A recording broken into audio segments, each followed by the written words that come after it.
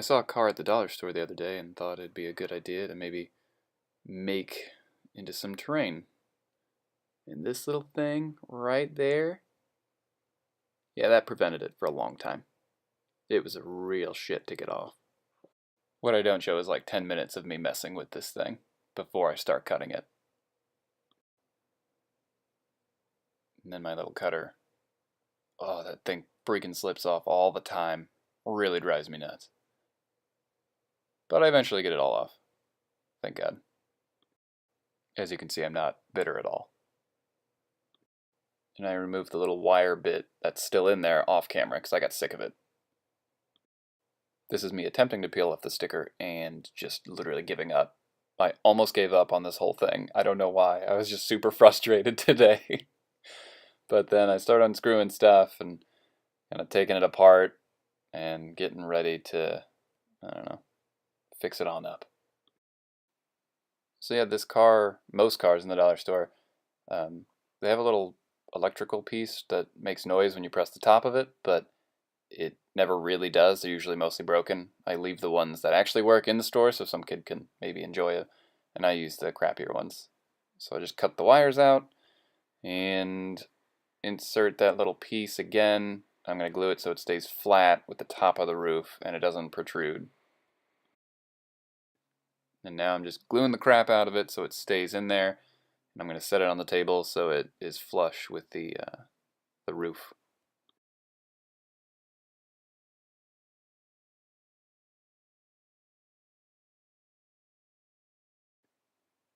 And when that's done, I glue the top of it just to give it like a little dirty effect, essentially. Later on, it shows up when you paint it. And I think I actually just completely, yeah, no, I definitely do. I just put cardboard over that. Sometimes I don't, but I did on this one, and I have no idea why I chose to. This is my very precise measuring technique of just drawing on top of it. Literally not even caring. Honestly, I try to make this craft as quick as possible because, I mean, you're going to make a ton of these if you want like a junkyard terrain or like a bunch of cars in a pile, so I try not to spend a ton of time on it. I do the same thing on the little back piece.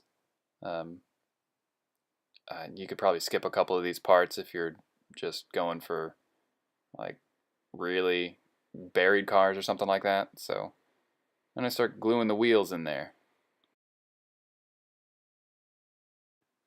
You want them to be as level as possible if you're making one that's gonna, I don't know, not be buried or anything. So it's not gonna be perfect, and honestly, it's not gonna look amazing.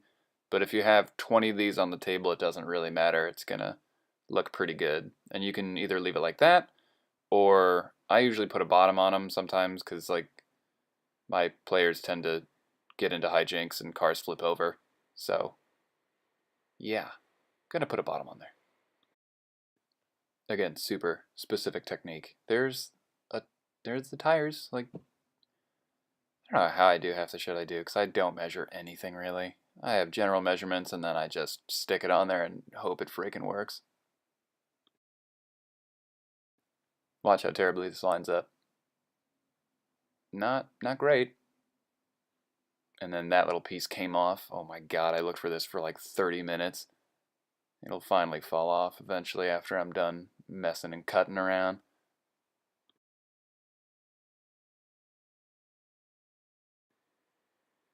There she goes. But yeah, I just stick the cardboard in there and then cut it to make it fit a little bit better and then just glue the crap out of it with super glue. Or hot glue, not super glue. Jeez. Oh god. Okay. Anyway, and then I look for this piece. Yeah, no, I know. Thank you. Words. And this is me correcting my very, very accurate measuring. So I just glue a little bit extra on there, and then, again, glue the crap out of it. And after that, I think I put some piping on there, or like hot glue to simulate piping, and, you know, axles and stuff. And it looks better painted, but it's only for when cars flip over, so if you don't need this step, I'd recommend not doing it. And then you paint it up. Hey baby, why aren't we in your film today? Because you guys are so hard to edit in here. That's fine, you lazy bitch. I'ma take a nap. Good. Put 2 coats on the car, and now I'm going to paint all the metal stuff like the rims and then the front and back bumper, that sort of stuff. And the underside as well. You tell anyone and you'll go missing. But I miss being in video. It is fun. Yeah, me too, brickhead. Gonna have to mark this date on the calendar. It seems like you guys are actually being nice. Kind of. Now it's just doing oranges, yellows, browns, and just going to town on them. Start with the darkest first, trying to build up a rust effect. You go brown, then lighter brown, then orange. And here I'm just putting the brown everywhere. It also could be simulating dirt, or mud or something. So you just go crazy with it. As much rust and weathering as you want, you put on there. And it's nice with these, I don't know, just experiment a little bit.